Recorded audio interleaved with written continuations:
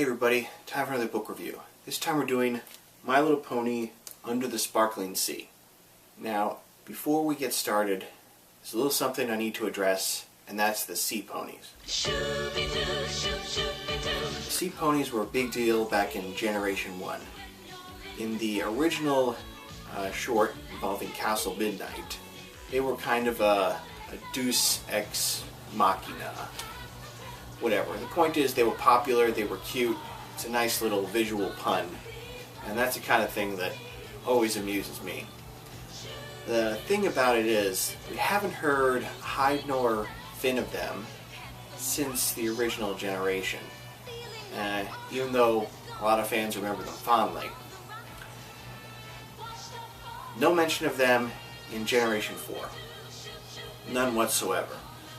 We haven't really been out to see much in this new incarnation at all. But all those things are addressed in Under the Sparkling Sea, which is not like the other books by G.M. Barrow. It's purely a picture book. It's the kind of thing that you're there to look at the pictures. It's definitely something that you would read to a child as a bedtime story. Not necessarily something they would keep around in their backpacks. The good thing about it is, as an art book, they really put a lot of effort into it. There's tons and tons of tiny details, from the inside of the book jacket, to the back of the leaves, to the title page, to all the illustrations, and the way the text is outlined. There's a lot going on here visually. So, what happens in the book? Not much.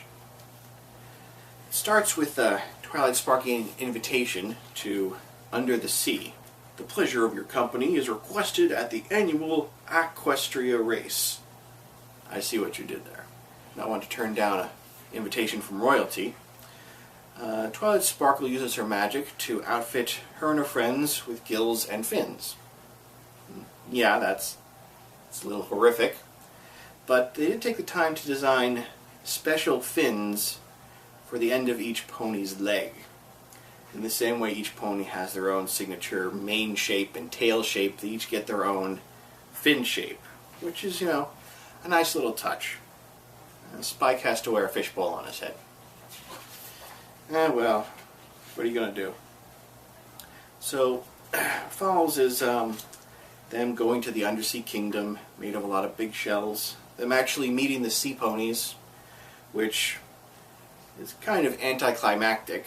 I mean, they kind of look more like actual seahorses, which I think kind of robs them of the visual pun that kind of made them so funny in the original generation. But it's nice to see them get a book, And we meet King Leo, who is a lionfish. Yeah. And we also meet the mermares. Now, I see what they're going for here, but again, they just look like sturgeons. If you're familiar with what a sturgeon looks like, it's a really long, pointed fish.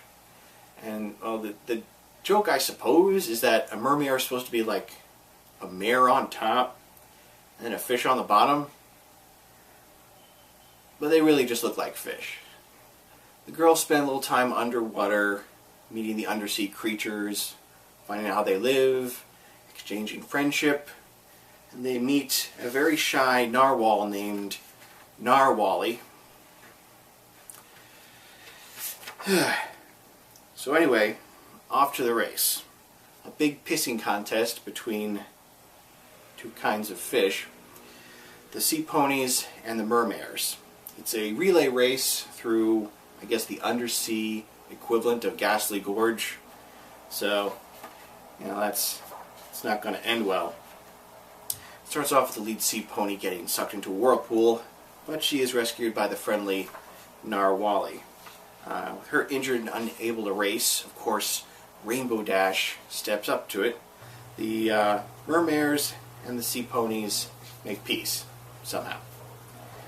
Well, what can I say? It's a lot of visual eye candy. Besides referencing Seaponies, I don't think older fans, men or women, are really going to get much out of this book. I do have to give them an A for effort, though. There's even a fold-out double-sided poster in the back of the book to give you a little something extra. All in all, I think it's a nice little side project, a bit of a curiosity. The book is by Mary Jane Begin, which sounds like something that happens at 420, but her work is really impressive. So if you like looking at some good art, which may or may not be related to Pony, I would suggest tracking her down. Otherwise, I really can't recommend this book. Like I said, A for effort, but it really does miss the mark. Well, here's to hoping we see some Seaponies in Season 4 or beyond, or at least get a little bit of a wink somewhere. This is Hazeman signing off.